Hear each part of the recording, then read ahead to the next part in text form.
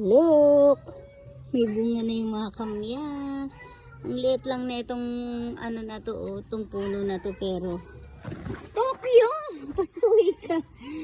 May pusa ako dito. As usual, madami talaga kaming pusa. So yan. Ang daming bunga ng kamyas. Nakakatuwa. Look at the kamyas.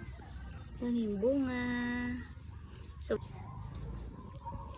naihinog na nga sila sa kaanahan. Nalalaglag na lang ng pusa kasi nahinog na. Nag-over the bakod ako. Kasi merong net dito eh. Hello. So may net kami dito kasi nga para hindi na pumasok yung mga alaga nating bibe dun sa garahe. Hangga pala dito ang baba. Oh, kasi mga may saging din tayo dito. Saging. Ayan. Ayan. Ayun. Tsaka yun pa. Ayan o. Ayan o. Dami. Wow. Ay, may itlog dun. Nabawasan na yung mga sisiw namin. Ang dami niyan eh. Yung iba nalunod sa tubigan.